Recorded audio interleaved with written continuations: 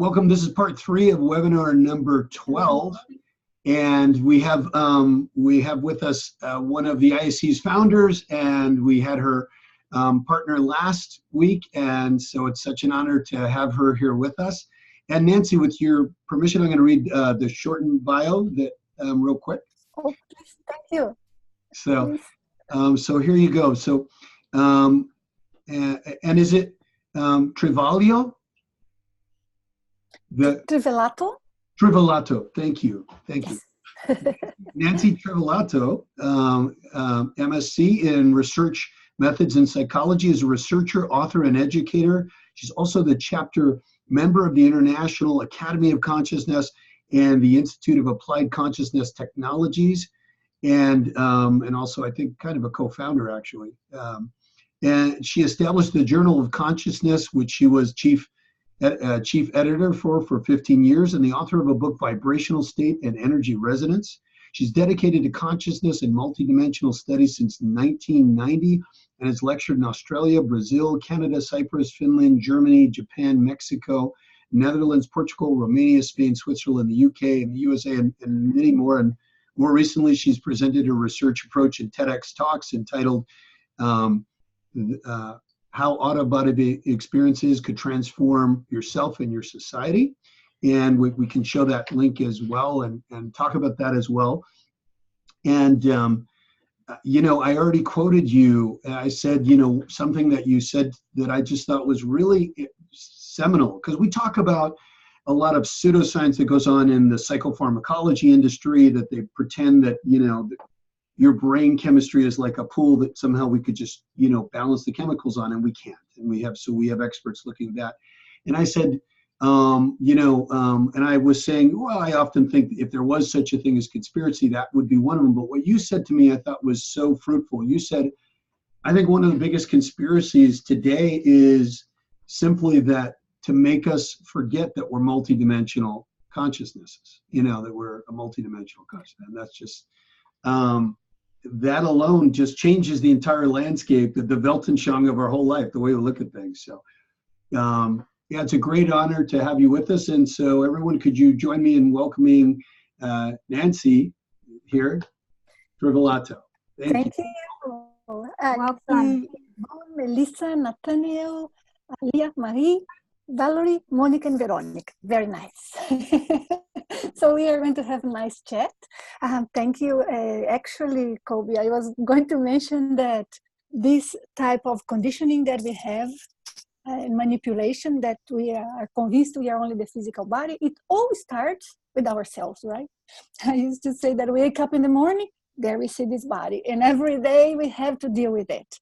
One moment we are hungry, one moment we are tired, another moment we ate too much, and then we are sleepy, and then we sleep too much, and then we are not comfortable anymore, and then we have to wash ourselves, and then we have to brush our teeth, and then we go to the dentist. Anyway, it's the constant reminder, right, that we are in the physical dimension. But we do not have as many constant reminders that we are multidimensional beings, that we are transcendent beings. And then it becomes easy for people to manipulate us and cause us to forget this.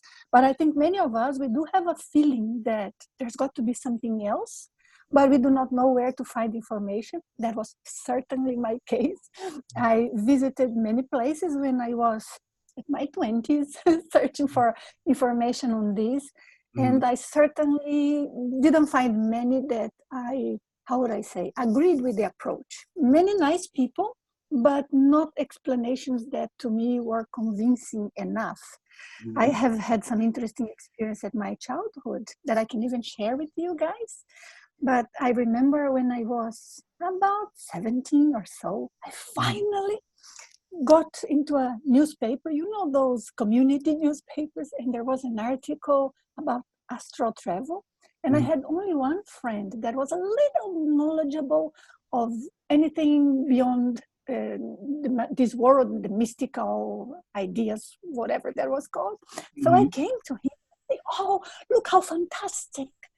He's talking about astral projection, we can do it. And immediately he told me, you shouldn't try. It's very dangerous. You run the risk of getting lost outside the body. And then he confused me it made me a little bit not comfortable enough. I have had many out-of-body experience until then. But you know, when the only person you know that is your mentor and telling you things about chakras and energy, and I had no way to find information anywhere else. So that kind of pushed me back to try by myself. But eventually I got confirmation.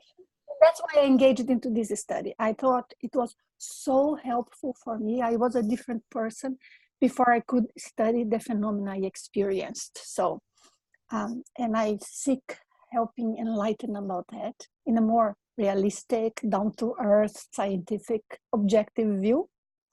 So that is a challenge, but I'm very glad about that. Thank you. I don't know if I can keep talking. Well, you first of all, we all have questions for you and things like that. You know, I just want to ask of the people here, how many of you expressed interest in developing the ability to astral project, even in the last class, right? Most of you did talk about this. So, you know, and how many of you would be interested in anything that Nanci could teach you that could actually teach you how to align your body, stop intrusion, attachment, etc.? So all of these things we have interest in, anything that you could share that's practical, you know, the velo, anything with that, all of these things, everybody's just dying to hear about. So Nanci, I think you'd be easily able to speak and you know, and you have such amazing stories and that kind of thing. Anything you want to talk about will be warmly received, but certainly, you know, you're dynamic, and it's very easy for you to share certain things with us about, you know, techniques and things. You know, Wagner kind of set like the stage, and I think some of that, and would love to move. Oh, I think she came off because I'm guessing that it froze up on her. Did you notice that her picture froze? Yeah, I think it just. Yeah, I think her picture just froze. So why don't we take that moment while she's off? What do you want to hear about or know about specifically, especially anything based on what Wagner shared with you, or is there anything specific that you'd like to know? I mean, because we'll get a chance to ask ourselves this now before she comes back on. Actually, exactly. Oh, go ahead, Leah. I'm sorry. Go ahead. Please, Leah. I think it's back on by the time you guys finish that. Go ahead. Exactly what you said. The process of how to do it, how to get over the fear, and how to protect yourself. Okay, great. Yeah. Yeah, I mean, what I want her to understand, and maybe I'll provide a little bit of orientation like we did for Wagner, is that this is not a group of people that are back in the stage of like, do we believe in astral projection, or do we know, or is it safe, or the devil going to get us, or any of that stuff that people would say over trance work, or over breath work, or over meditation, or any of the other things that you do. So yeah, I mean, I think we've got a great opportunity here, and feel free to use it. You know, like definitely ask. What you asked is a great question, and by all means, feel free to, you know, when she comes back on, feel free to chime that up. Yeah. And can I ask one really, really quick? If you've never seen yourself asleep, like you've never seen yourself outside, like see your body, does that mean you've never astral projected? No, I would say that it just means A, maybe you didn't, or B, you're not remembering it. Think of how many dreams do we actually have per night? And how many do you actually remember? You know? Yeah, I mean, look at the, you know, Okay. Roy and I were talking about, Dr. Roy, about sleep studies, you know, and how many dreams that we can have in a given night. Usually we'll only remember certain ones or the last ones. So Nanci, we were just talking about, so Leah was talking about some things that she was, you know, because we've got ourselves interested and excited. And like when you and I were talking, one of the things I connected with you right away with was that these are not physicians or people who need to be convinced about the viability of the out-of-body experience or anything. you know, these are people who can step forward. This is a PhD program. These are teachers. These are people who are lights. They're leaders. And so the more we can help them understand how that they can live it and navigate through it, then these are the people that'll light those other flames. So cool. I think the first thing that would be nice for someone who is seeking to distinguish what's an out-of-body experience, what's a dream, what's a lucid dream. I think perhaps the first thing would know a little bit the sensations or the signs that we are about to get a little bit disconnected from the body. I do not know if Wagner mentioned on that. He did not, no? I don't think so. He spoke a little bit about when we're slightly above the body whenever we're dreaming, you know, we're just slightly out, but no, that'd be great. No, not about the sensations, cool. So one thing that I would like to mention is that from even when I was a child, I had a number of out-of-body experiences. I didn't know they were out-of-body experiences. I didn't value them as much as perhaps could. Sometimes I would get confused because I would see my body sleeping and I was so lucid that I would tell myself, how can I be awake if I am sleeping? So I should be dreaming and not awake. So that was pretty strong for me and pretty confusing. But eventually I got used to that. Never had a bad experience when I was a child. Actually, I never had a really, really bad out-of-body experience. Later on in my life, when I was working in this area, I started having experiences that were a bit more complex. Some of them, they are a little bit more challenging, but nothing that I would call negative or bad or dangerous or anything like that. But I used to have sensations that I wouldn't quite understand. One of them, and later on, I came to learn that it's very common when we have some predisposition to disconnect from the body.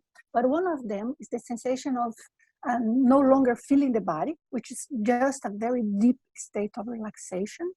But normally people, when they get to that level, they kind of faint with their lucidity. They black out. They are then dreaming and sleeping. When we manage to go through that phase that we have a deeper sleep, but we don't fall into a dream and we don't fall into unconsciousness, we may witness some things. So for me as a child, that was common. I think it was relatively easy for me to detach from the body. I wish it were that easy now. So I do have projections, but not as often as I would have. But what happened is that sometimes I would feel so light and like the bed would be like swinging nicely. So I would think, how can my bed move? And that was so strong sensation. Other moments I would have a very vivid sensation that I was falling, but not during the sleep or during the dream. I was still awake.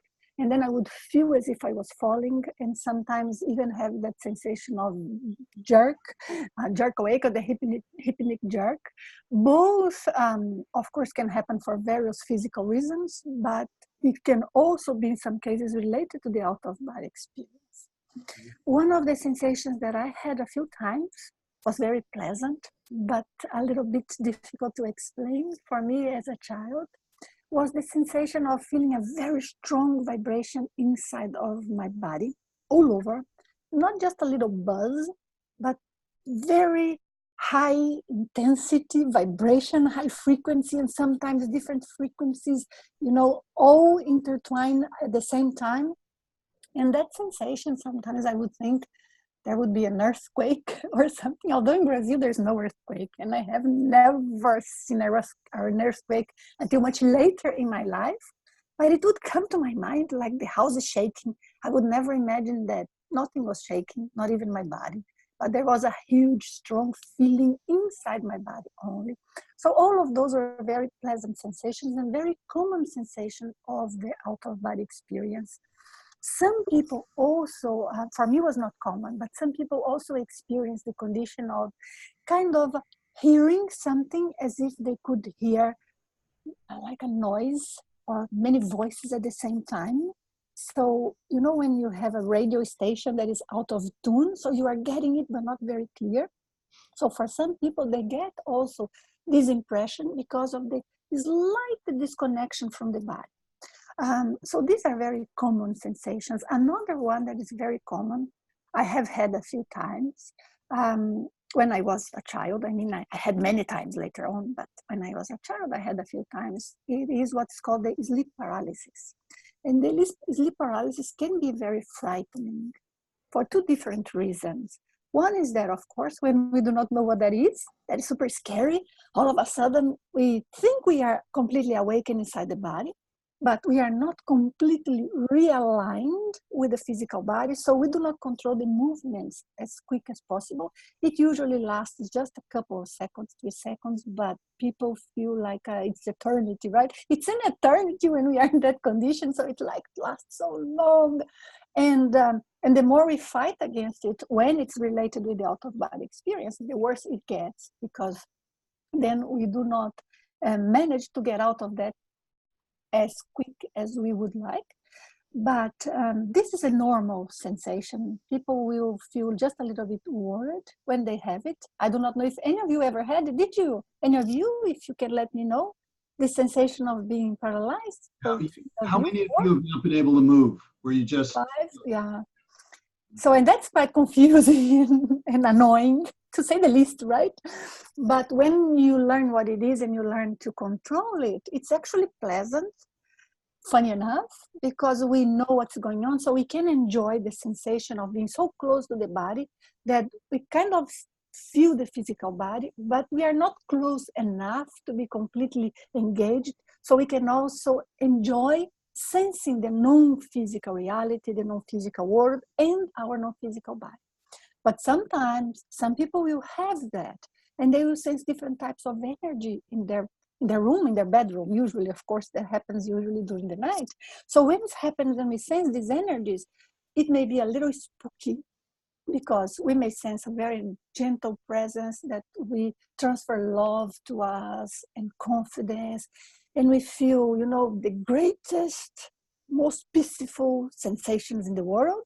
Or we can end up sensing some sort of energy that's a little unbalanced. So people will feel like there's something threatening and fearful. But it's because some energy was already there, but we were not sensing.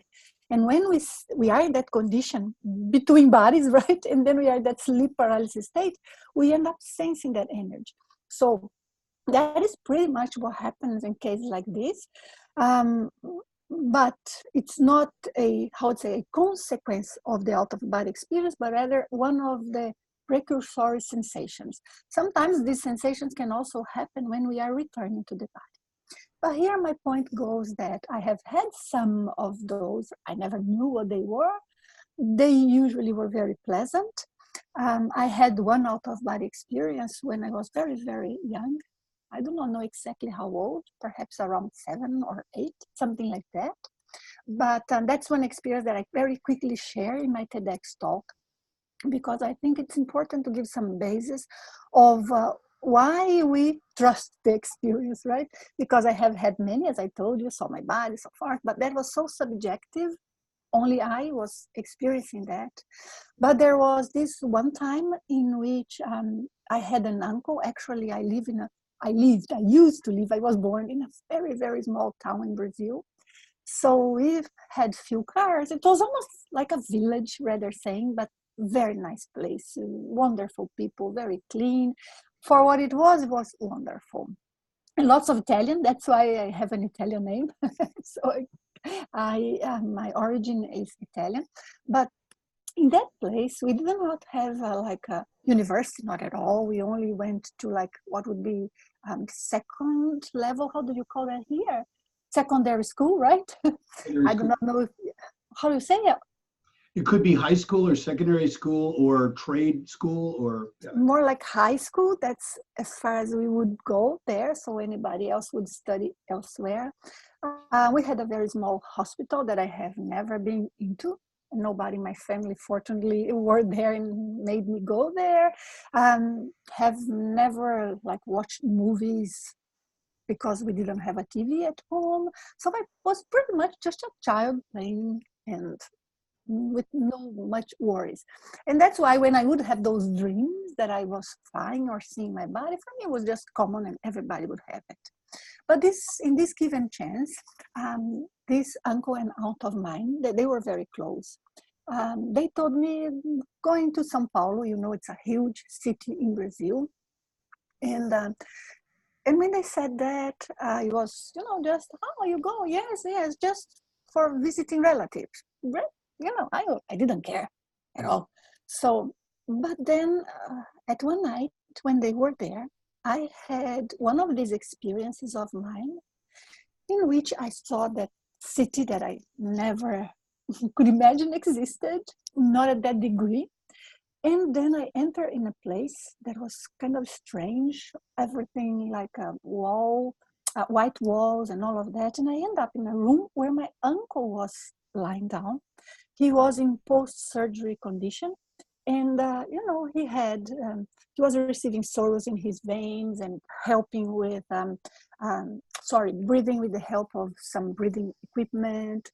He was alone in the room, and he was covered with a white sheet. But I saw that from underneath the sheet, there was a sort of whitey, transparent tube that would drip in a glass jar that was on the floor, sort of a reddish liquid. So when I saw that reddish liquid and all of that, that was a little puzzling for me to understand. It was puzzling, the whole scene. It was not fearful or shocking, but I was like, what is this? Why is my uncle here? What's going on? So I woke up in the morning, didn't pay much attention to that, continued with my life. But when I met again my uncle and my aunt, they came back. So I asked my aunt, or told her rather, that what I had seen and described everything, and she was quite shocked. I heard her commenting with my mother, how could I have known of that? And because my aunt didn't mention to anybody, neither my uncle, they didn't want anyone to know in the family that they were going for a surgery. I knew much later that my uncle had a bladder surgery, so it made sense, everything that I had seen. So that stuck in my mind. And later on, I was always interested in studying about our powers, the occult, whatever name we would give to that. And I kept looking for different sources of information. I found some literature that I would find interesting, but nothing that would explain to me everything that I had experienced. Some of them, to be frank, they are a little bit difficult to understand. It's just mysterious explanation that to somebody who wants an explanation about something they really experienced, instead of clarifying, it's confusing, because what I experienced to me was very natural, and I just wanted something that tells me what I felt, what it meant, why I saw that, and so forth. So when I was seeking for information, then I found this more scientific study of the out-of-body experience, which leads us to much bigger, actually, perspectives. Because the understanding the out-of-body experience is something that humankind have been talking about and struggling for a long time. Some consider that to be special, whatever, shamanic power, right? Others consider it to be just a special dream in which you have a vision. But there are some cases of out-of-body experience in which people actually have an OBE and they are seen wherever they are. So it's almost a condition in which somebody with clairvoyance, in the place where they projected to, also saw them. So that, how would I say, cancel out the possibility of being something only in the person's mind. But anyway, studying all of that, what we start observing is that the out-of-body experience opens to us a completely new way of seeing life, right? Because all of us, we have our beliefs, our convictions, our feelings, maybe our principles, our philosophy about life, and we conduct our life as close to that as possible.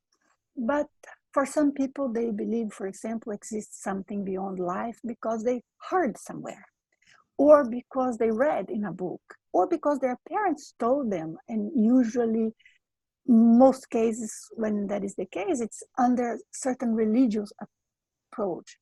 And when we read different literature, from religion to mystical stuff to some philosophical stuff, we see evidences of people pointing out to something that is subtler, bigger, beyond the material world, but each gives to it a different angle of explanation.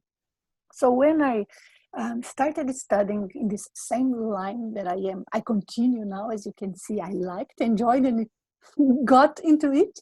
And now I am a researcher, and I make experiments about this, and I publish books. But what I saw along these lines is that independently of somebody's faith or beliefs, people do have out-of-body experiences, but they just find different explanations to it. So some people would just say, I have a special dream. What sort of special dream is that? Oh, one in which I meet a relative that passed away, and they tell me an information that nobody knew, only them, and they tell me something that I need to look for here in the physical world. They consider that a dream, but somebody else would say, how can I dream of something that is real? And only that relative knew, and he comes to me in a dream and tells me that information, and I find out that that is something that was actually needed to be known. So cases like these, they surprise us. And then we think that the out-of-body experience is something so, how would I say, rare, out of the ordinary. And it's not that rare.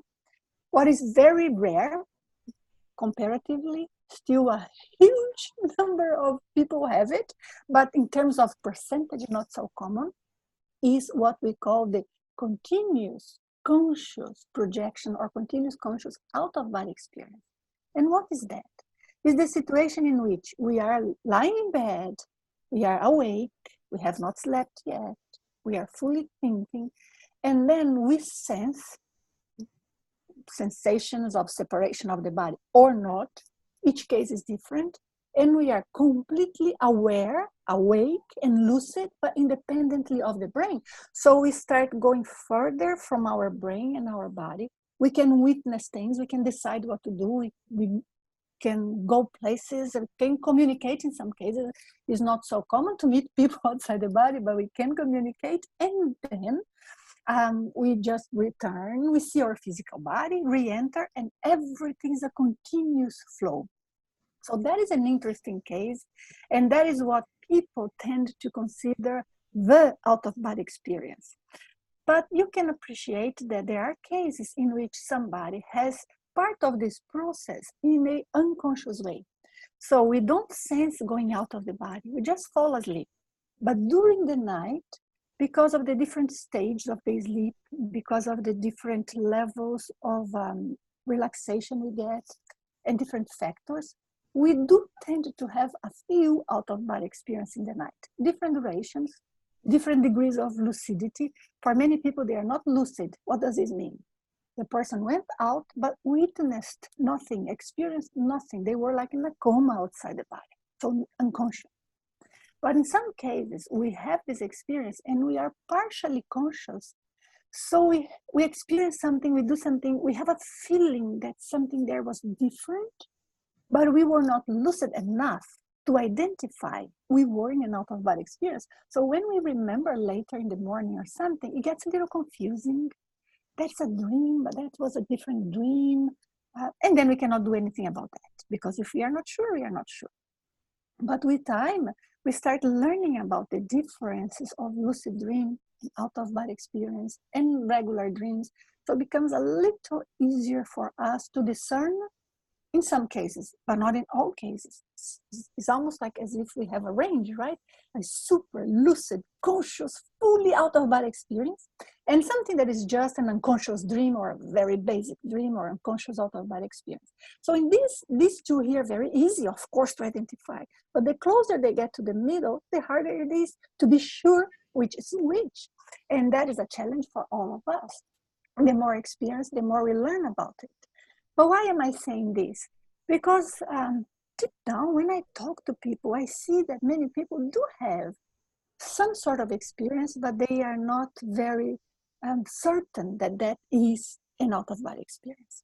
But going back a little bit to the point I was when I was speaking about the results of out-of-body experience, what we see is that in many cases, the most important thing is not at all the out-of-body experience, but the effects it has on us, because it's an experience that would make us be convinced or feel inside of us, or experience rather than reading or hearing about, experience that we are not only physical beings, we are beings that we can manifest in different dimensions.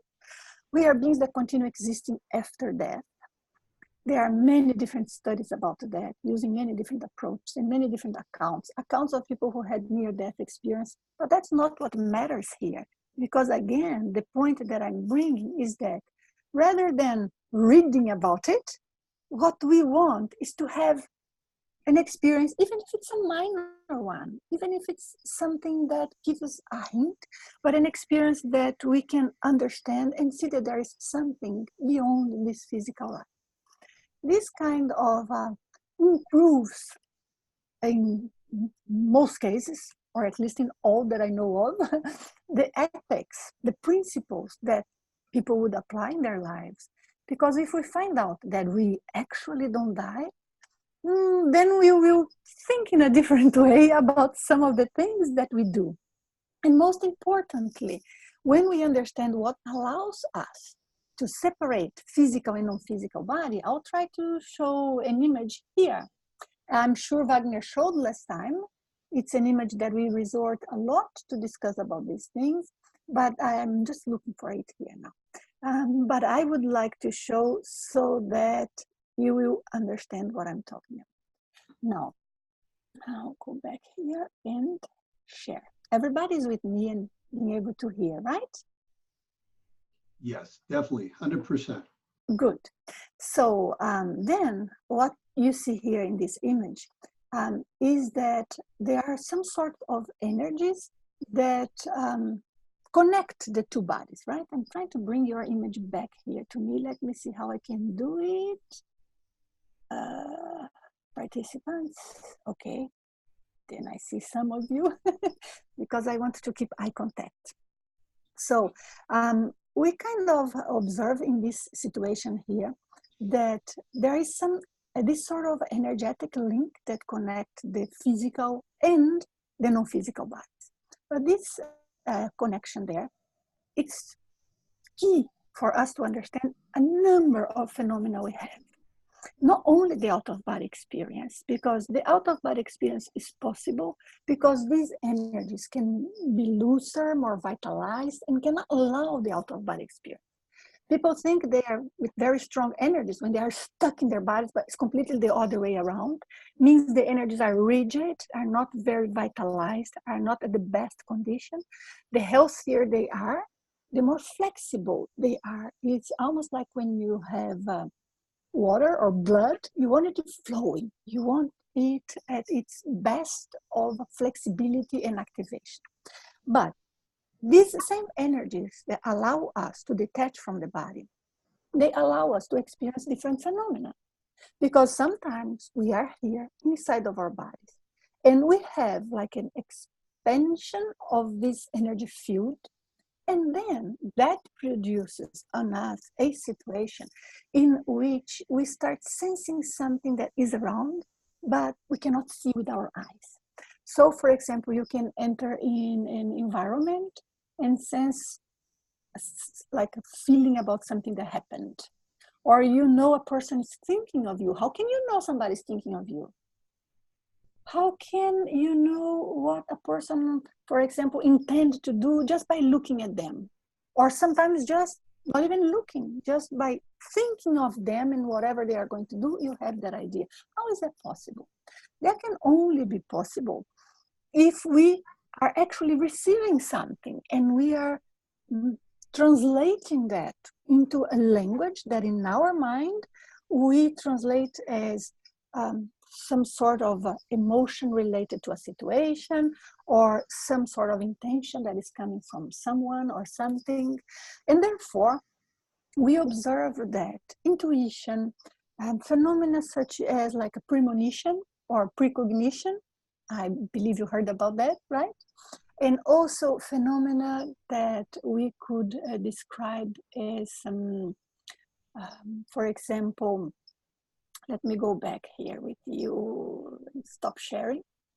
You are seeing me. Do you see me while I'm still sharing?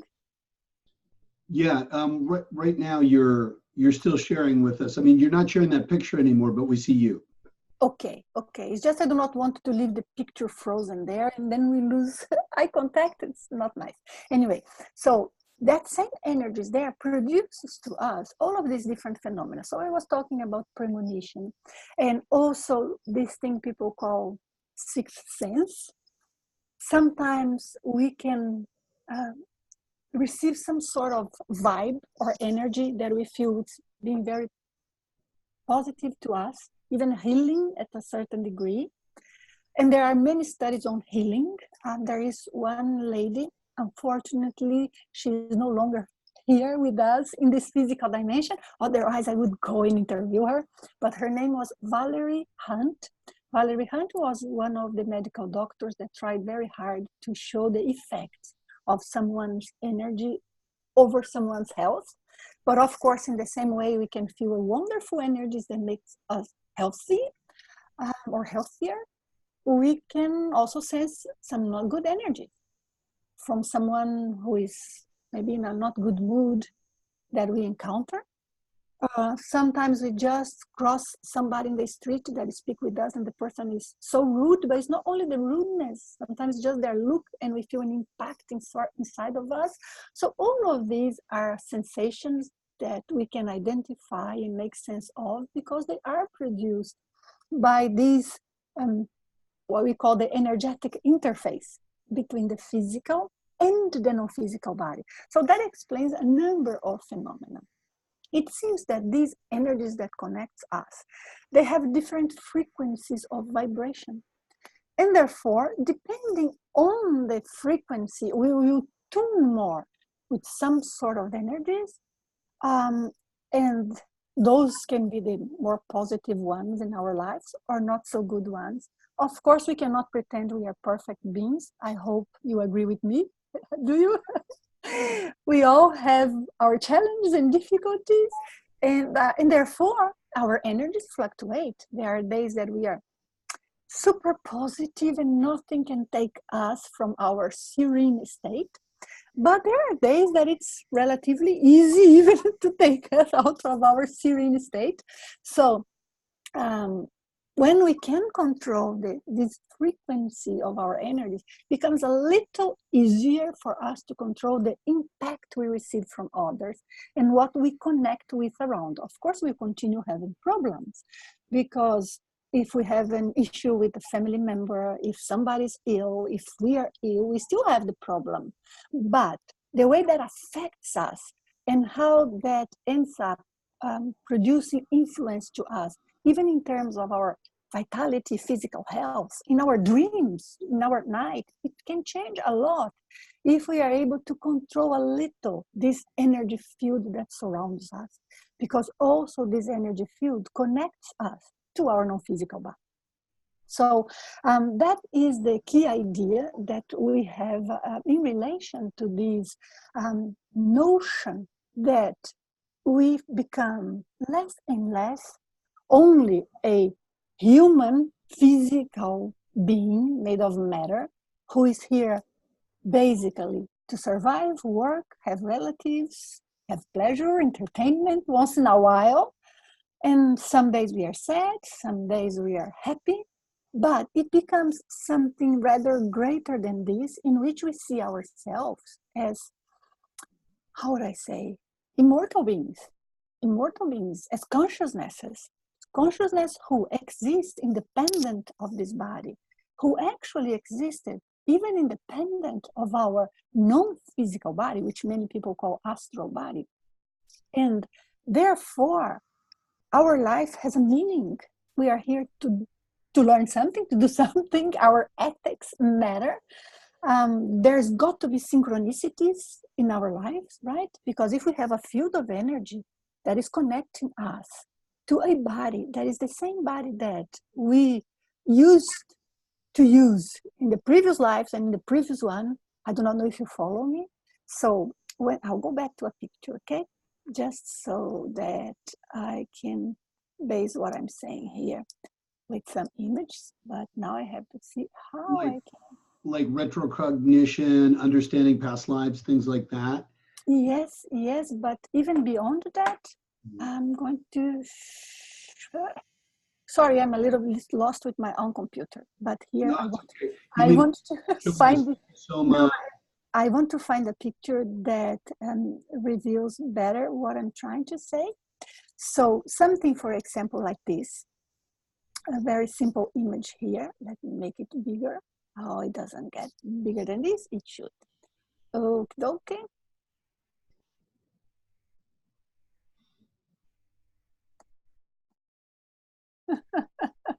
I'm all lost. This is a new computer, so that's why, you know, I tripped on the button. But here, what I wanted to show you, and I could just say, but I like the visual thing. You see here, you can see my pointer, right? So we see here some sort of non-physical body that people refer to it in different ways. It's our spirit, it's our soul. We think spirit and soul is beyond than just this body. It's something that inhabits this body, that gives life to this body. But this non-physical body, subtle body with which we live the body, we have out-of-body experiences, and then we are outside the body with this subtle body here, that one does not die. What dies is the physical one. So when our physical body dies, we lose memory of the experiences that we have had with that body only. So maybe some sort of genetics we had, maybe our habits, we lose that. That is gone with the physical body. What remains with us is this subtle body here that, of course, is inside of us all the time. And there is some sort of memory imprinted in that body. And the memory is not so much of the events we have experienced, but rather of the different, how would I say, reactions we had to it. So if we felt something was good or not, if we could digest, if we learned through that, if we didn't, if we reacted badly. So we are at the end the ones that learn with the experiences or not, and that makes sense of our experiences in everyday life. So it's through our eyes, in a way to speak. So it's through our eyes that we see life, and that what we see and feel is what is going to be imprinted in this non-physical body. So you follow me so far, right? Mm-hmm. So you imagine that we have here some sort of information, therefore, information that has been with us for long, because that is the same subtle non-physical body or astral body that we have been using through many lives. And right now I am in a new physical body, but the non-physical astral body is the very same old good one. So memories that we do not have right now in our brain, they are imprinted there. And then I come to the point that you were mentioning, Colbey, because in that case, and I think I stopped sharing, did I? Yeah, you did. I did, good. So in that case, we can have, for example, a past life recall, because somehow we read in our energies this information that comes from our non-physical body, because since the energetic interface is connecting physical and non-physical, it has information pertaining to everything we have experienced in the past. So even when we do not have a past life recall, we have lots of sensations, traumas, ideas, things that we like, things that we dislike, that they are actually an inheritance that we have from our previous lives. Not because the bodies we inhabited, but because of the experiences we had when we were into them, and because how those experiences imprinted information in our non-physical astral body. which is the same in every life we have. So far, so good, or did I complicate too much? So what I'm trying to say here is that when we encounter somebody and we feel like something is going to happen, or we have an intuition about what's going on with the person, is because we are reading the energy field of the person. And in some way, we process that idea, not only in the physical body, but with all of these energies and bodies that we have. And it comes to us as some sort of phenomena and experience. So after explaining this, I will go back to just make the conclusion and let you ask anything you want. But then once I say that, you see that goes back to the point that the out-of-body experience teaches us much more than just, okay, I can get out of my body, have a nice time and return. It also teaches us how all of these different phenomena happen, and teaches us that, yes, it's possible to heal somebody with the energies that I can emit to them. And of course, I'm not saying we can heal everything every time with everyone, but there are cases. And we can also hurt somebody. But, you know, when we have information about ethics, we'll be able to better handle our energies than just, you know, be mad at someone and allow all the bad energies go. And sometimes we don't even know we are harming the person. We think, okay, I'm mad, but that only affects me. It's only inside of myself. So we start learning all of these different phenomena. And that's why we start valuing more and more what we think, what we feel, and life then becomes not only physical. We are kind of trying to connect all of this knowledge in every moment in our lives. Oh, big talk. Sorry, it was not boring or hard to follow, but I wanted to give you an overview of what matters into all of this. Please help me with your questions. Is that okay if we move to that part? Anything you want me to address that you think I could have done better? Okay. Perhaps I could mention a little about the vibrational state. What do you think? Perfect. How about we, is it okay if we just go around and ask Yes. each one of you? Okay, great. So Monica, do you have any thoughts or questions that you would ask for Nanci? You were talking about the energies of the person. So is there a way to like determine the size of it, you know, the field? Usually there is an area in which it is stronger and affects us more, but we do not see like a barrier, you know, like as if there were a boundary, because it's subtle energies and it gets diffused and diffused until it doesn't mean much. Those things that get closer to us, then they penetrate more into our energy field. That's why we tend to sense more energies when they are sent towards us. Did I answer your question, Monica? Did I understood that correct? Yes, yes. Okay, good, good. And in the way, how do you imagine something so to protect yourself to the next in terms of self-defense, there are Yes. many different ways of self-defense. If you guys are interested, you can check a video that I've published on YouTube. It's in my channel. It's just my name, Nanci Trivelato, Energize Your Evolution. And there I mentioned many different techniques. The technique that I find more effective is not so much using imagination. You can figure that when there are techniques that use imagination, you visualize something, they may work, of course, because sometimes that helps us to disconnect from the bad vibes we are receiving. And sometimes that put us in a better state inside of us, or more confident, and allows us to create more difficulty for those energies to penetrate us. But the technique that I like and I recommend is a technique called VELO. And VELO is an acronym for Voluntary Energetic Longitudinal Oscillation. Never mind the complicated name, but if you think of the words, they make sense. It's an oscillatory movement, like you create waves inside of your body, going up and down your body longitudinally. So we start organizing the energies of the different chakras and unblocking, and that makes our energies more into resonance, into a higher vibration as well, sometimes even to a peak vibration that we call vibrational state. But That is the technique I like. Why?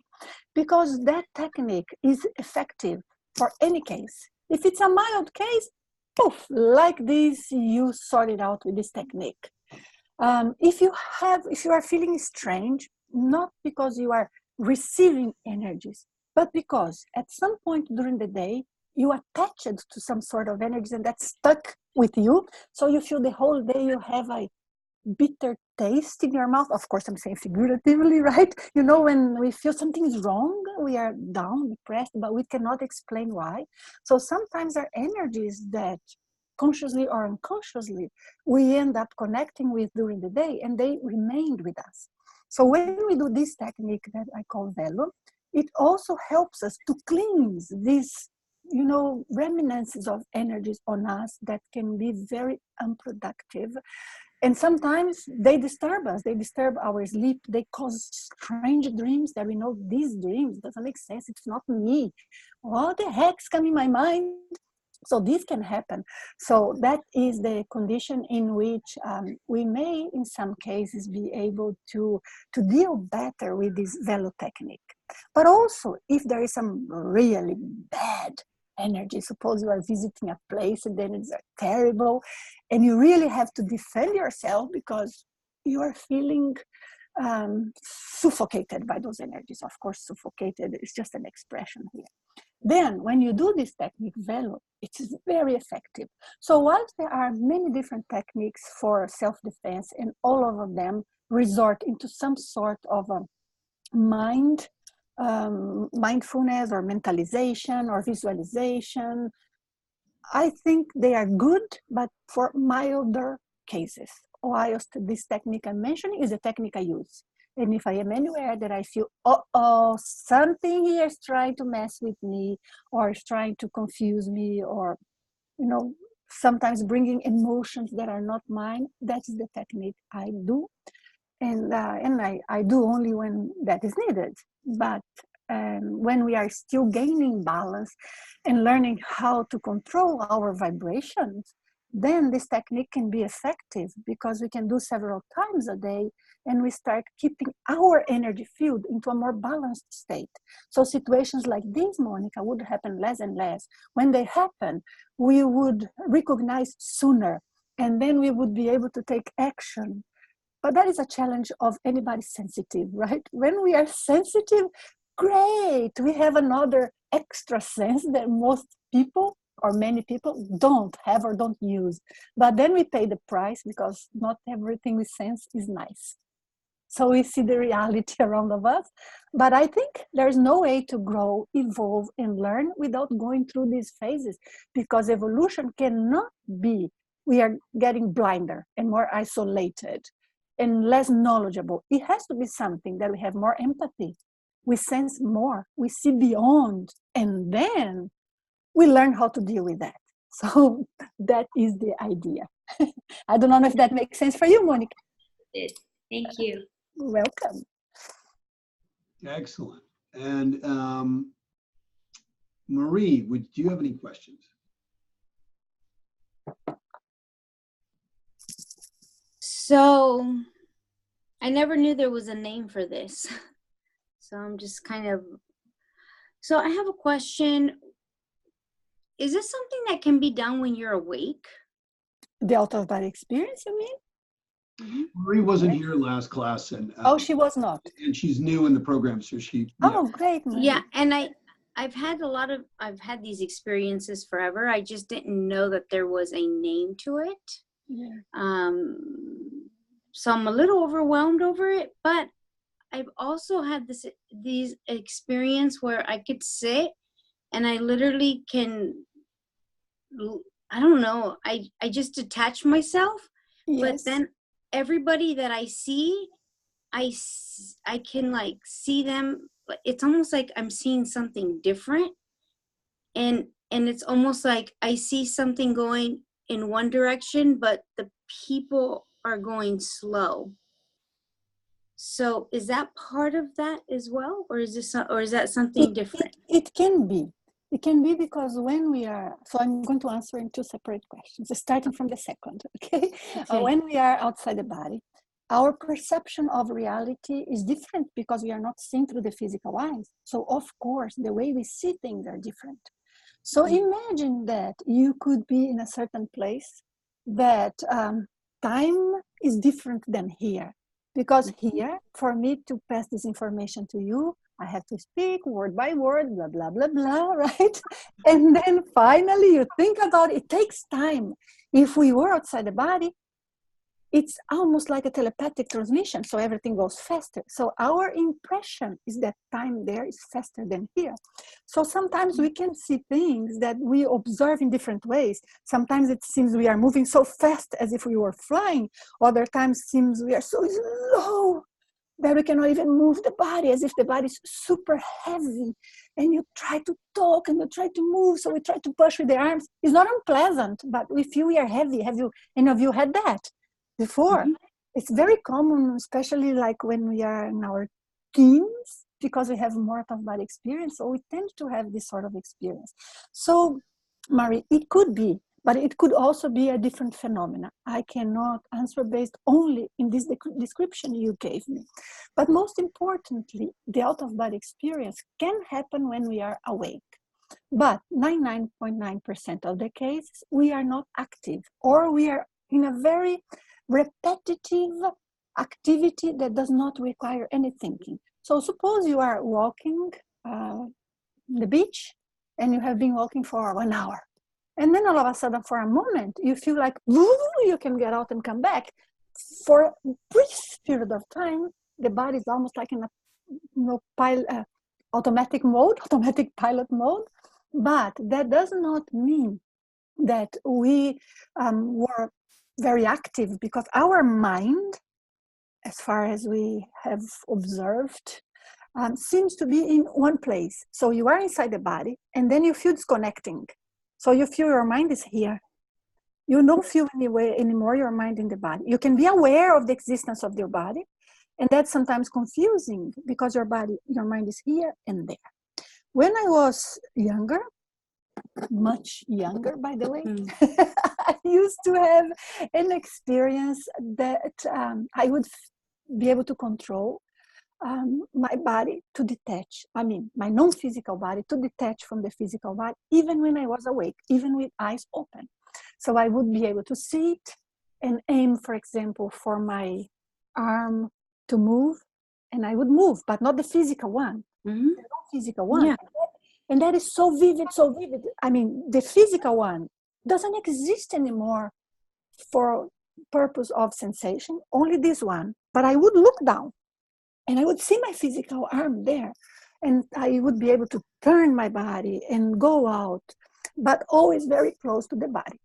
So this is the out-of-body experience, sometimes partial, sometimes complete. Sometimes we just, for example, sit in the sofa for a quick nap. We are not sleeping, we are awake, we are thinking, and the out-of-body experience can happen in that moment and can be a longer one, because the body is, just there, just with eyes closed.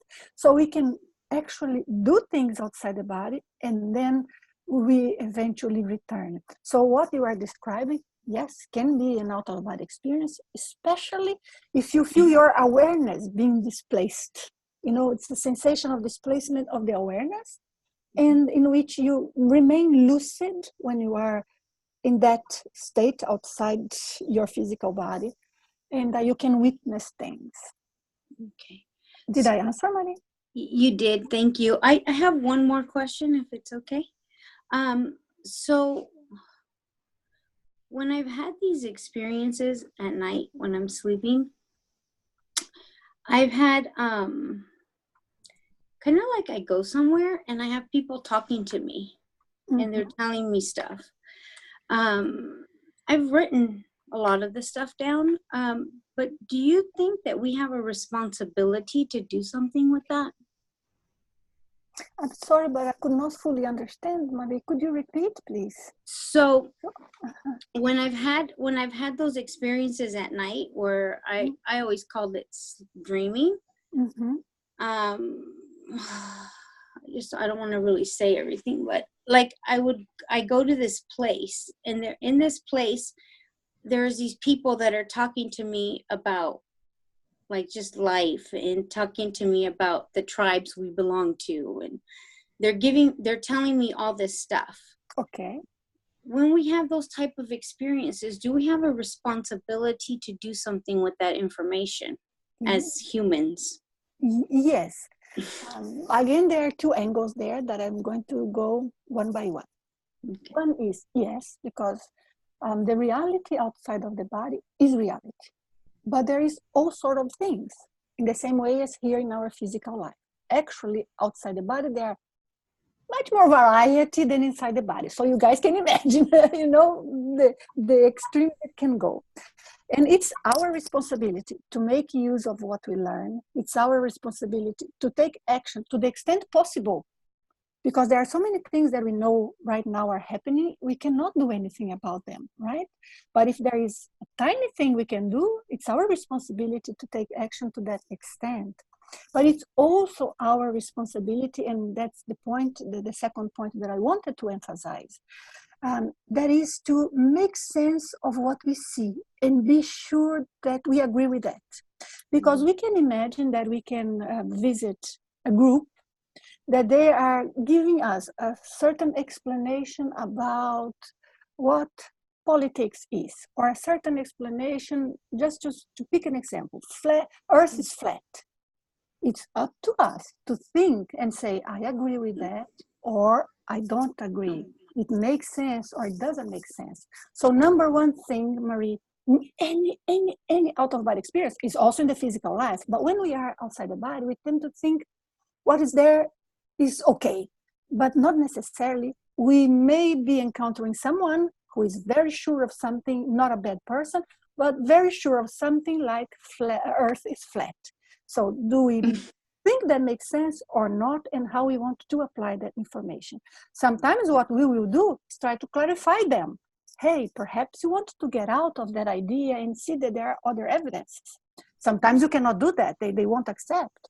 Sometimes you can act by emitting energy to them, those same energies that we spoke about earlier today. And when you emit energy to them, you'll be able to influence them, but in a way of making them perceive something that's beyond their only small world, because outside the body, people can be, as inside too, but they're even worse, can be very much egocentric, only see their own thoughts, their own ideas, don't change. So sometimes with our energy, we can bring a new, fresh air of ideas. And of course, people will think about that by themselves. But there are different things we can do to help.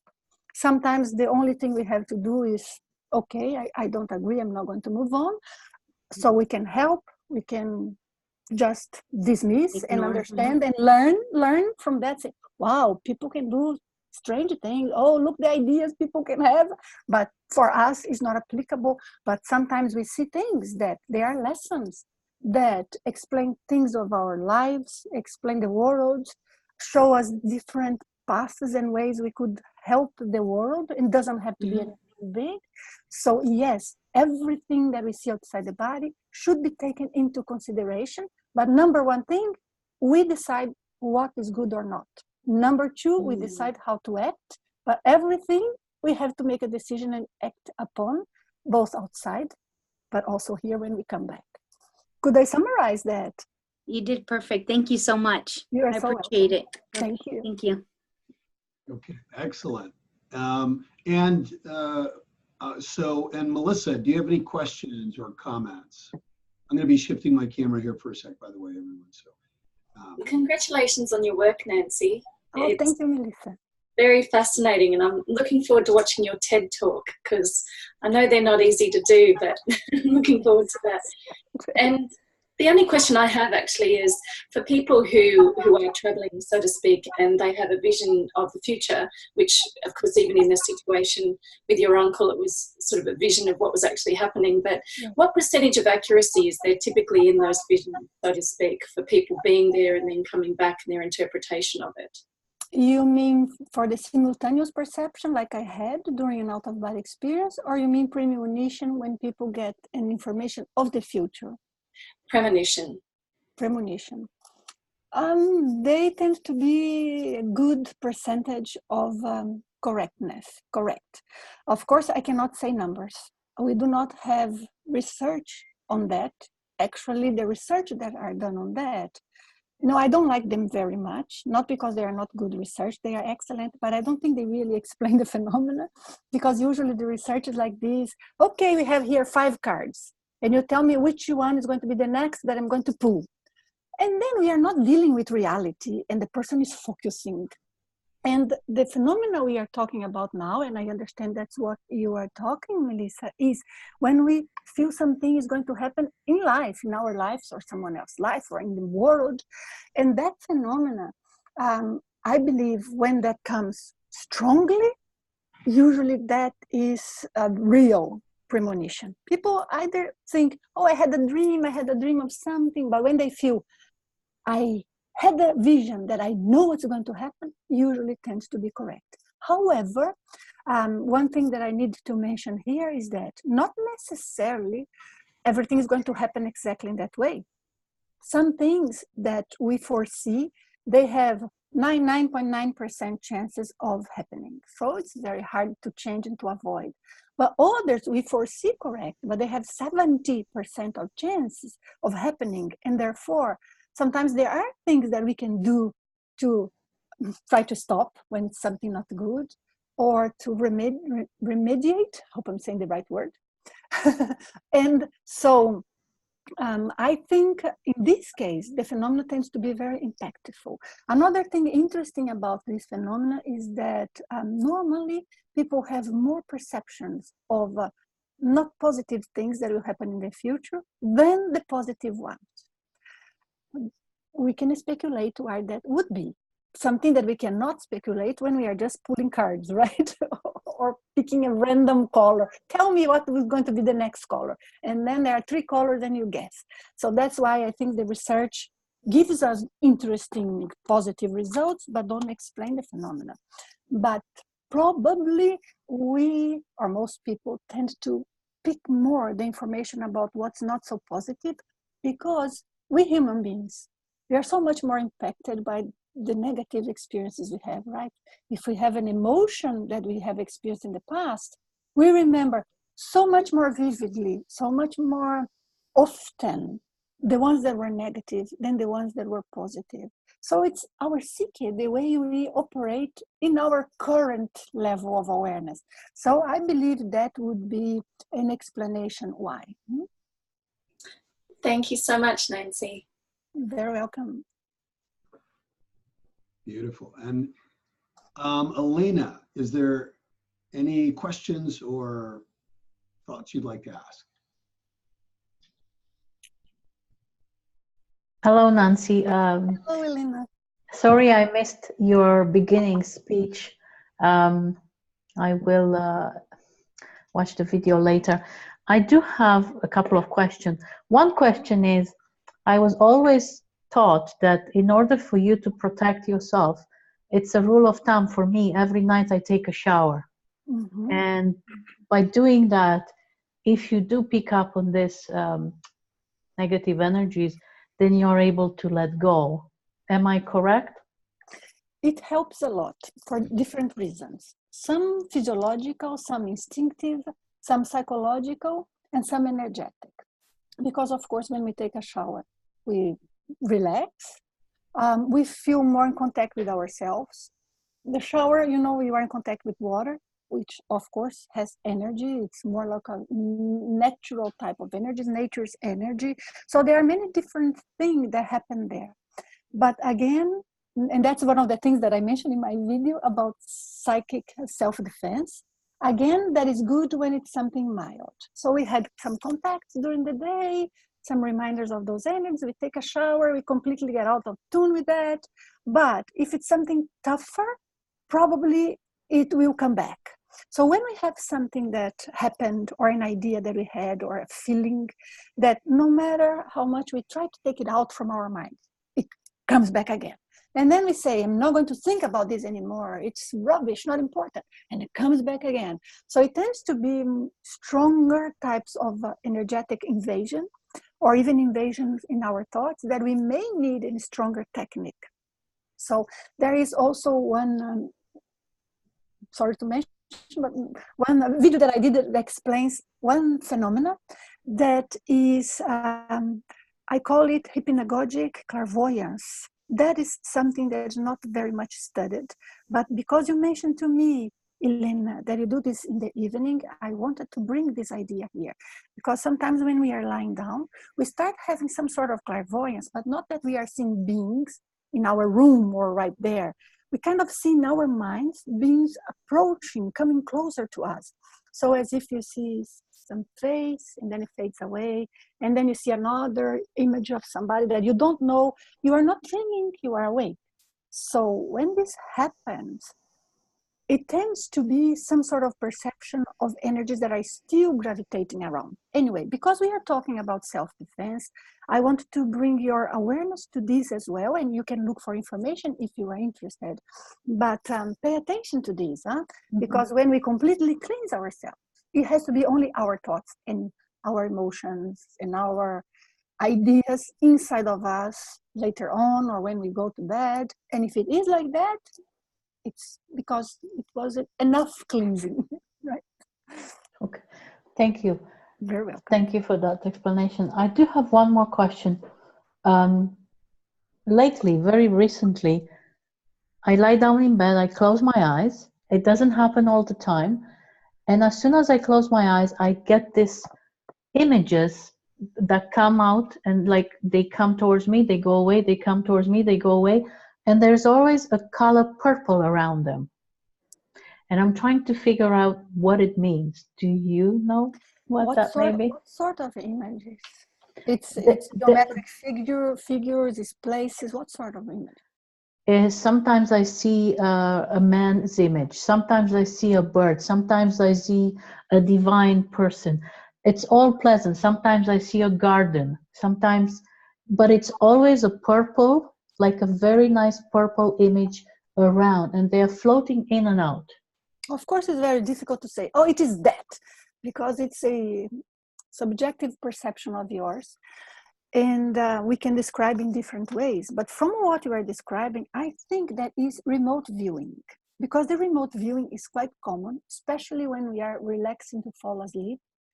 Quite common for some people, others never have it. But those who have, they can have it commonly. And each of us, we have a certain way in which we perceive the remote viewing. So some people, they see that as into a focus of like a spotlight. Or for me, for example, when I see like a funnel vision. You know, when you see something through a vision like this, that you do not see the borders, only the center of it. So that's how I see, as if I were with binoculars. So it could be some sort of remote viewing, because the type of images you are describing, a bird, because sometimes, for example, I see like grass from very close, or an insect. It depends on what I did during the day and what I connected with. But I can differentiate because of experience and 30 years of making mistakes and having to fix them, right? So we learn. But usually I can differentiate if they are images of a dream, because we can dream while we are still not fully asleep. You guys can understand what I'm saying, right? I am fully aware, like I'm not sleeping when this happens. That's what I understood from your description. So that's what I was going to say, because sometimes we are still awake, but we see that the brain is dreaming. At least I have that experience. So I just watch my visions in the dream and find it very interesting how it developed. But when I have this experience that are remote viewings, it's completely different way of perceiving the image, because for me, I can control how far I go, I can direct them, I am in control whilst I'm just seeing it. So I would guess what you have is the remote viewing. Thank you so much. So welcome. Thank you. Okay, excellent. And Yvonne, do you have any questions or comments or questions?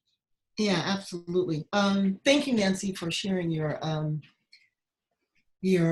very interesting information and study and research. I have a couple of questions. One,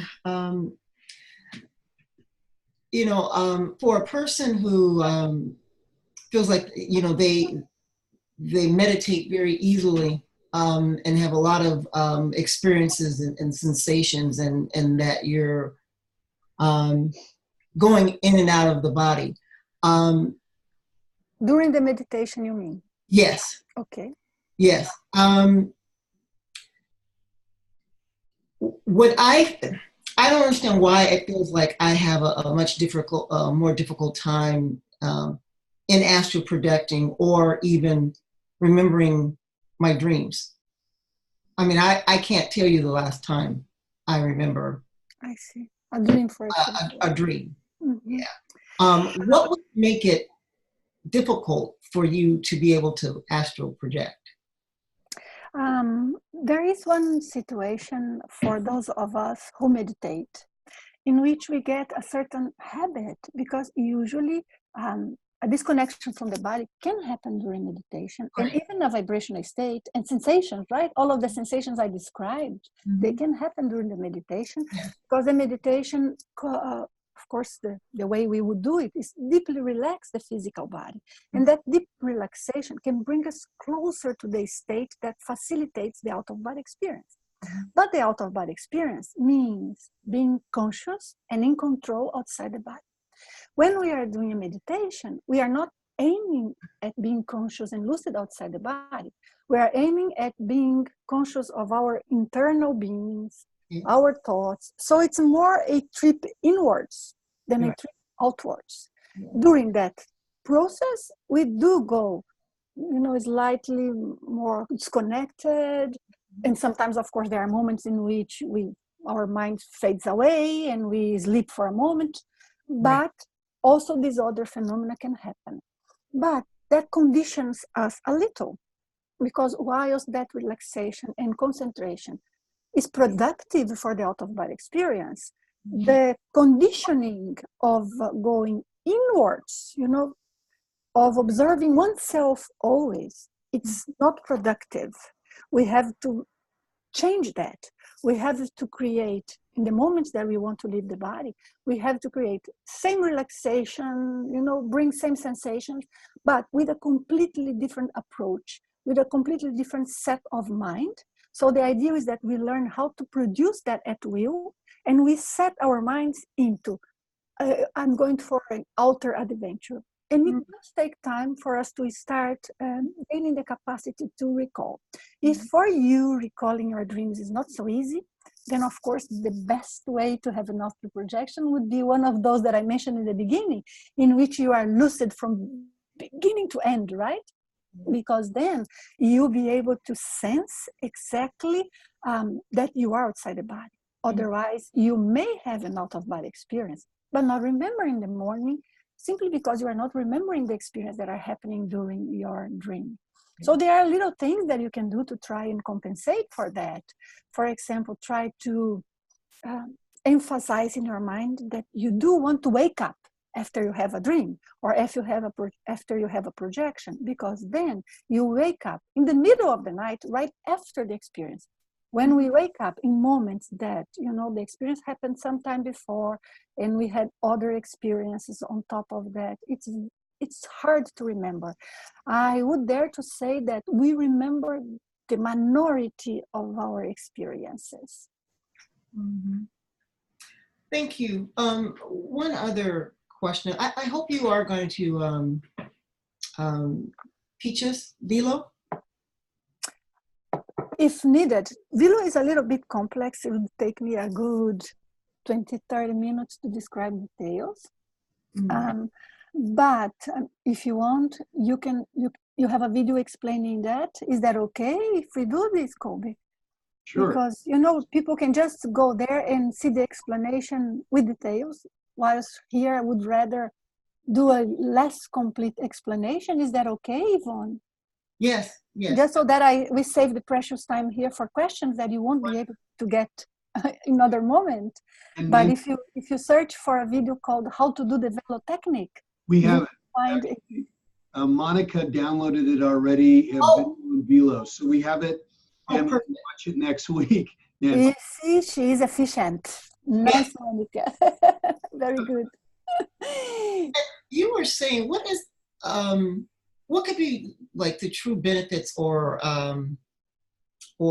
something negative about astral projection? Negative, I cannot point anything. What is negative is our psychological conditioning.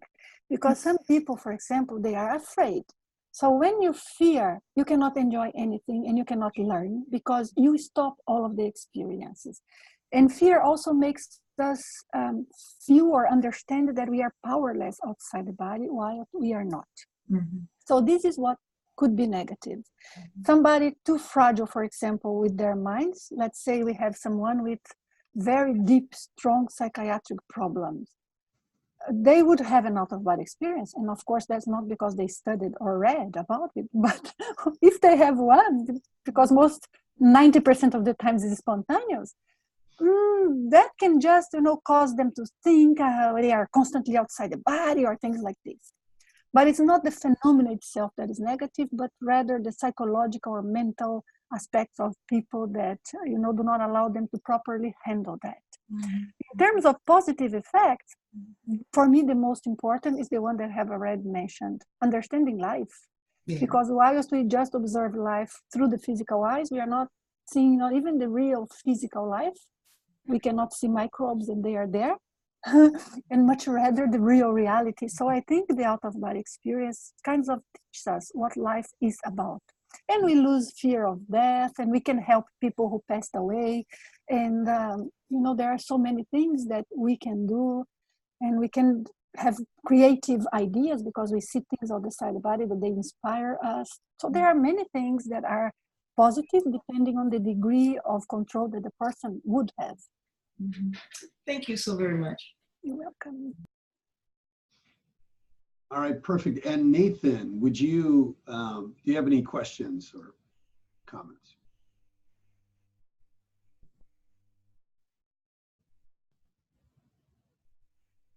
Nathan, you have to take yourself off mute.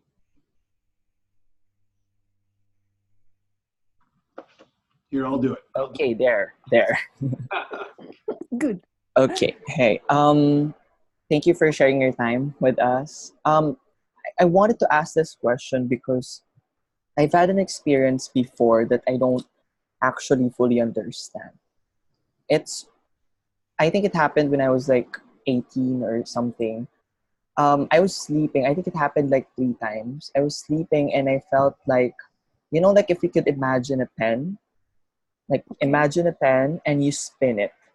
Like you spin the pen, yes. And it was so fast. Like I could feel like as if I was like a clock, but like spinning so fast. And so I remember you felt yourself spinning.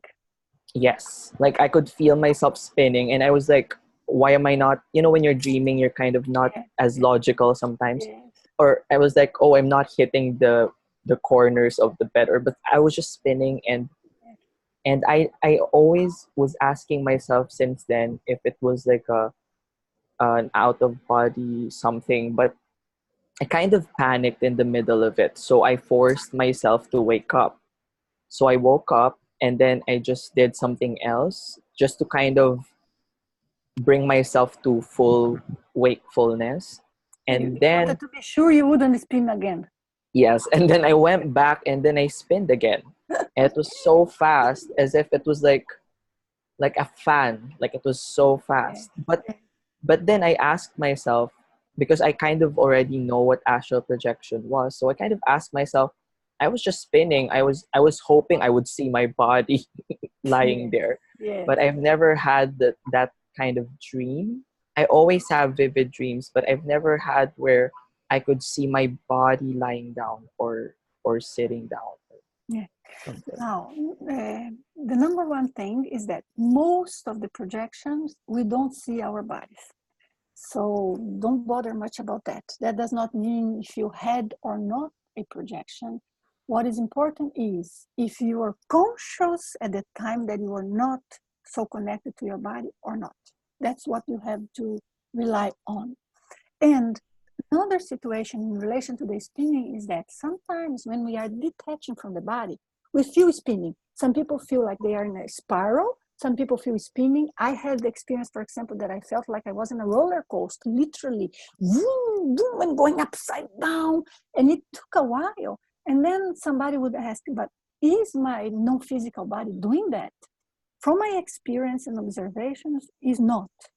What happens is that we start detaching, and when we start detaching, we feel all of the different movements, waves, and subtleties of the energy field of our own energy body or energetic interface, of the energy field that is in our room, of the energy field of the non-physical dimension we are projecting into. So all of that feels like a great movement.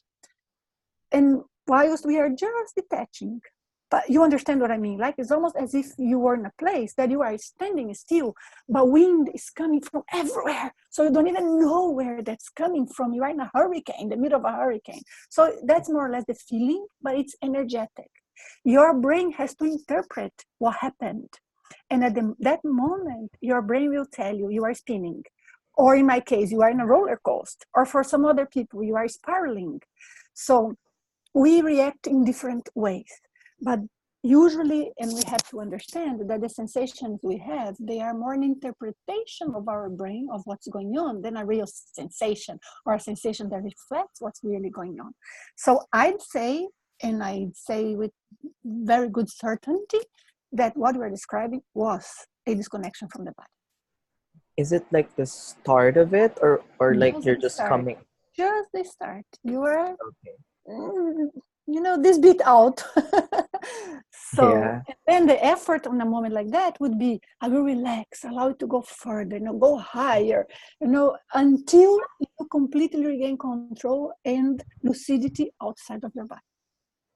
That's the challenge all of us who wants to project have, right? How to control those sensations. Yeah. And I also have this like weird experience of, when it always happens to me before waking up instead of before going to deep sleep, like before waking up. Mm-hmm. So I would feel, it's not sleep paralysis, but I know I'm not moving, but I could feel my eyes open, but apparently it's not physically open. Yeah. And then I would see, for example, I'm in a bed, I would see like whatever's in front of me. Like, for example, there's a cabinet there, Yes. but in the way I see it, it looks different. Like, I know that's the cabinet, but sometimes I would see it looks old, or it looks or wooden, bigger. Yes. or like it's a different place, but I know it's the same place. But it's weird. Yes. So I'm wondering if it's like I guess is it like the multi-dimensional stuff? Like, I don't know, because like it happens to me all the time. It's our non-physical vision, because when we see the environment, we have to remember that we are seeing two things. The physical environment, because you are there very close to your physical body, but at the same time, you are seeing the double of that environment. So it gives us a different perspective. Sometimes we tune more with the physical, so we see much closer to what it is. And sometimes we see not completely, but 90% different. Bigger windows where there is no window. We interpret like windows because they are energies entering, this sort of thing. So we need to learn how to interpret, but that is then a complex discussion. How we see outside the body and how to interpret what we see, what to do in each case. Some people, they are leaving the body or coming back or just doing a technique to leave the body. And they are still with their eyes closed and they see the ceiling or they see around. Very much what you said, Nathaniel. Yeah. So that is a relatively common experience for those who are a little bit more loose in terms of connecting or connection to the body, or who have a little bit more of a predisposition to clairvoyance. Okay, and then last question, because this also kind of, I don't know if it's like, when you, for example, had a dream that's like more of like a past life, is it also you coming out of your body? Because I remember having this dream of being a kid, but I know my personality was all different. Like, I'm not me. Like I'm a different person. Like You I are a know, different person now, but you felt that was but you there in your dream. yes, yes. Like I know the person I'm looking at, but I don't know the person now. And it's like a story playing out on it, but it's so vivid and so clear.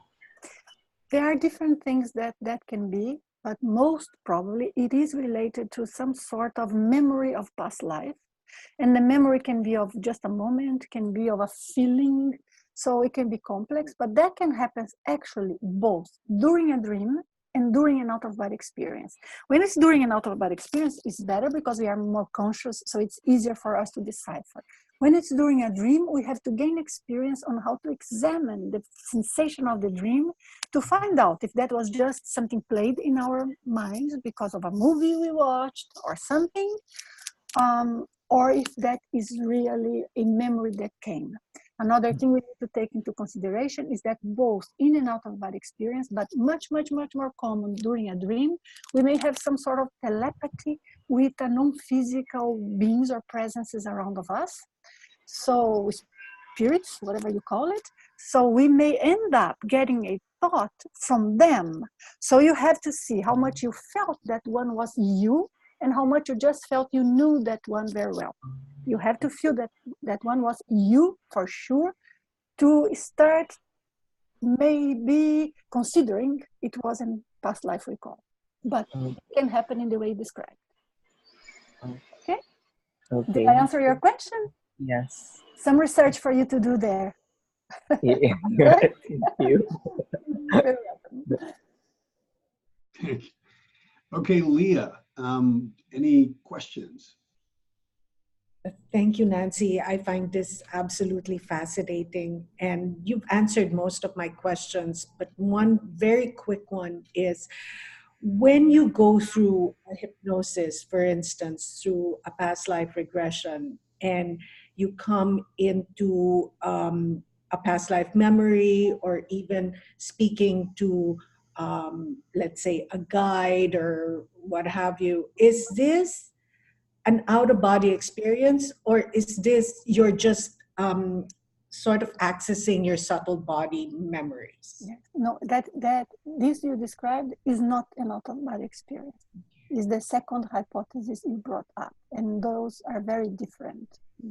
Yes. So how do we make the distinction now between accessing your subtle body memories and the out-of-body experience, or even clairvoyance? Oh, they are so different. When you have an out-of-body experience, you are living the moment, the present. You are not allowing ideas in your mind or memories to penetrate and interfere with what you are experiencing. It's like we are here. You remember what you did yesterday, but you are not fantasizing of that and seeing that in front of you. You are in this moment here. So the out-of-body experience is this. There's no way to confuse. And the clairvoyance is not something that is a memory of yours. It's just something you are seeing. I would comment as well, if you allow me, Leah, that there is another hypothesis that we have to bring there, just for us to be aware and always work properly with that, is that, of course, our brain can also create, a story. Exactly. Because Exactly. if we start, looking for something, the brain, boof, because the brain does wonderful thing that sometimes confuses us. So the most difficult thing in what you are saying, in my opinion, is not to distinguish from these other phenomena, because they are so different. You will distinguish when they happen. But rather to distinguish how much of this is my mind creating and how much is an actual past life recall. That's That is very, very tricky. And when in doubt, we'd better put the memory we had into I like to say that we have 3 different notebooks. One is, I'm absolutely certain. The other is, this was rubbish. I know it was just my mind. And others are, this here I have to examine. And sometimes this one in the middle is the biggest, the longest, right? But we have to do like that. Otherwise, we end up guiding our life and understanding or trying to understand ourselves based on information that they were not actual. It's just something that we went into that mood and allowed ourselves to produce that energy and that feeling. So this is tricky. that is the trickiest of everything you described it here. How do you know that you're having an experience, or how do you know that you're making this up? You have to know, but for me, I have one measure. Somebody who really have an experience of past life, they change. If we have experience, but we continue more or less the same person, same fears, same insecurities, same goals, same dreams, same way of handling life, same type of relationships, means probably they were not real past life recall. Just, an initial thing to analyze. So you can at least have something to work with. That's very helpful. Thank you. Oh, you're very welcome, Leah. Are we good then? I think we've got one more. Valerie, any questions or comments or questions? Thank you, Nanci. I feel as though my whole vocabulary has been expanded listening to you. You're so fluid in how you present your ideas, and I really appreciate that. There were a couple of things that caught my attention and made me remember one or two things. I believe I heard you say something about traumas, maybe from a past life, and how they're affecting us now. And how is it that this helps? What do we have to do to help ourselves release a past trauma, and how do we know that it is from a past life? And I know you've touched on that in answering some of the questions, but if you could respond to that, and then I just have one other short question. Sure. That's a very interesting question that you made. And I think the first step to figure it out, it's more based on Sherlock Holmes' work. In some of the private sessions that sometimes we have with people have memories or dreams that they have had since young that they don't value that as real information that was with them since previous life, because for them it's just a repetitive dream. And we see sometimes connections in who the person is and how the person is conducting life with that. So I guess the first thing you have to do is to be very pragmatic in terms of analyzing these emotions or thoughts or impulses or fears that one would have or that we would have. So number one, since when? So that is the first thing for a Sherlock Holmes work. Since when? When was the first time?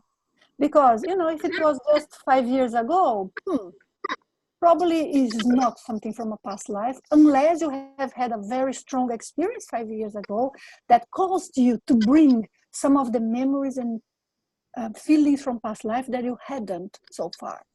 But most of the times when we are, at our youth, up to 25 or so, is when we end up bringing most of those experiences, but more in the childhood. Because ideas of past lives are fresher in our minds. Our brain is not yet so much formatted as now. So if you remember one of these things and say, no, but I was born with this, I was not taught. Nobody in my family has that, only I do.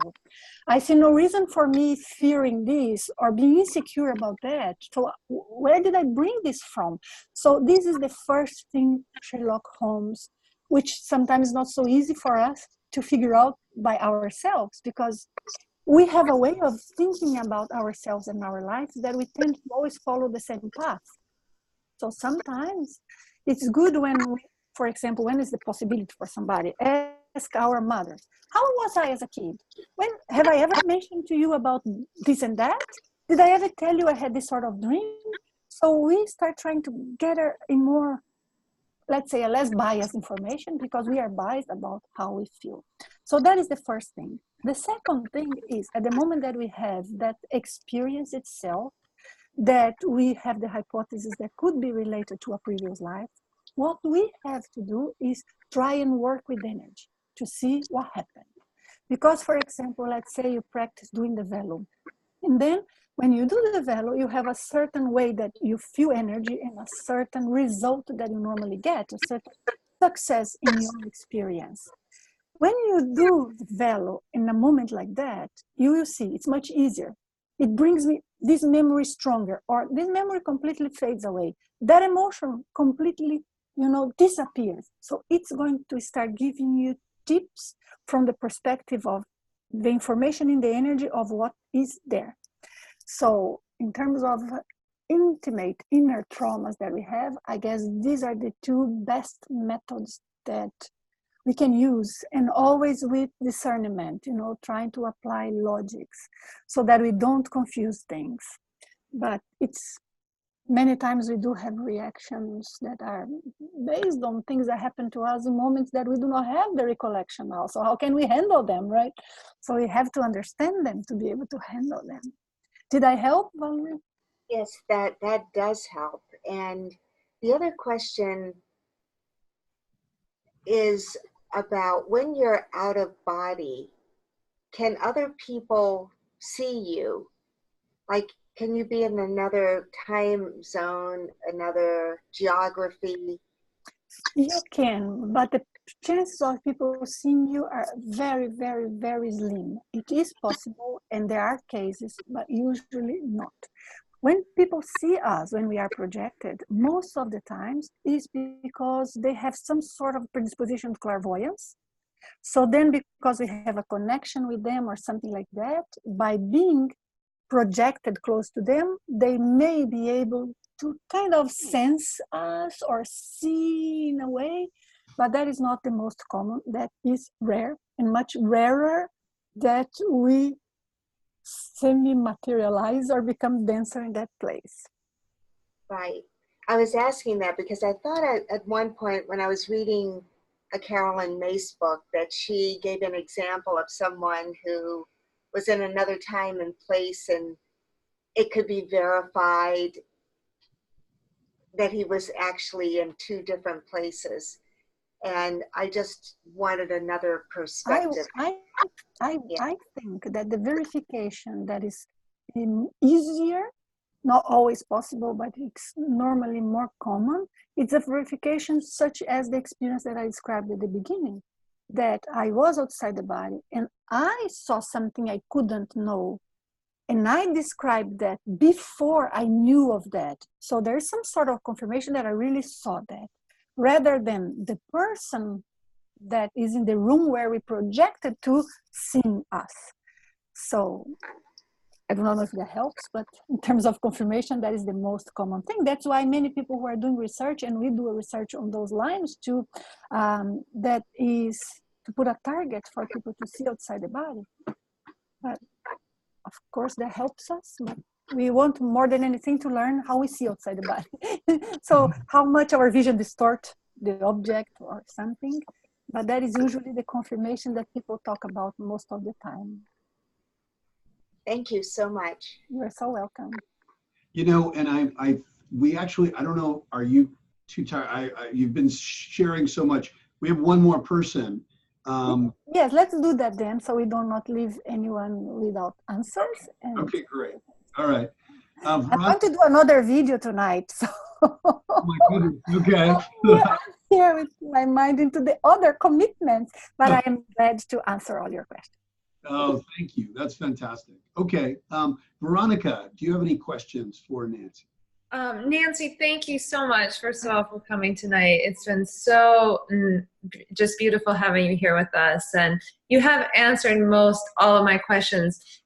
The only little question that I want for a little clarity that you can maybe help me with is I went through a very chronic long-term illness for 12 years that I have come through, but during those 12 years, to handle the physical very severe pain that I was in and emotional pain, there was times that I would, what seemed to me like I would leave my body to go to places to feel, so I didn't feel the pain, and so at those times, I went to very happy, joyful, fun places, and at times I really struggled coming back into the body. But it was very helpful for me to do that and to kind of experience that. And it got to be very easy and very natural for me to begin to do that very regularly. after I did do that. And I just wondered what you can, is that considered more of an out-of-body experience or something else? That is an out-of-body experience, and actually it has a name. It's called escape projection. Okay, yep. It's not so uncommon. Mm-hmm. And sometimes people are so much in pain or in terror that they end up leaving the body at that moment. And some learn to do that, to escape from the pain. Most of the time it happens spontaneously once, but eventually, for those who are in chronic pain, they learn to do that. So it's very interesting experience of yours, Monica. Yeah, it was, and I mean, as it went on, I mean, there was times that it would be 2-3 hours at a time. Oh, cool. Very long periods of time. Going and coming back and going and coming back, or 3 hours conscious outside the body? It was pretty much constant that I was gone, yeah. I mean, once, sometimes it would be more coming back, but it was pretty, constant. That is quite uncommon, possible, of course, because our metabolism after a while tends to bring us back automatically. So what is more common is that we are out and then we come closer, kind of recharge and go further again. So not necessarily completely re-entering, but we feel that we are coming out a bit. Yeah, I would say now as you describe that, as I feel in my body, I think that probably was happening more than I realized at the moment. Because as you describe it, I can almost feel it as I can feel when I would do that. Mm-hmm. Yes. So, I think that's usually how it goes. Yes. That feels very much what was happening. So we do not completely come back and get awake inside the body, but we kind of reconnect a tiny bit and immediately get out again. Yeah, so that is usually how it goes. Okay, nice. that does describe it very well, as I feel you saying that. Even though it seemed like full lengths of time, it really that makes sense. Well, thank you. I appreciate that. That was just something I've always kind of wondered about. I'm very glad that I had the time to spend here and get to know you, right? We all spoke a bit, so I feel I know you somehow. So very pleased to have helped. Thank you. Thank you so much. I hope to see you at some point in the future again. We would love it. We would love any time that you can come. We'll, of course, make it happen. Am I correct? Or, so please all join me in thanking Nanci very sincerely. Very grateful to have you with us, Nanci. Thank you. Thank you all as well. So much. Thank you, Nanci. Thank you, Nanci. Thank you for the invitation. Thank you, Nanci. Good projections to all of you, huh? Thank you. I look forward to seeing you Friday, Saturday, and Sunday. Very good. Okay, see you then. Ciao. Thank you. Bye-bye. Bye-bye. Bye. Yeah. Okay. All right, great. Any final questions or comments there? Okay. So She said that most of the astral projection starts when you're in teenage years. Well, a lot of reported, not starts, but kind of peak up through the teenage years. And then as we get older, it tends to get reported less. Yeah. But that doesn't mean, Wagner made that very, very clear to us all.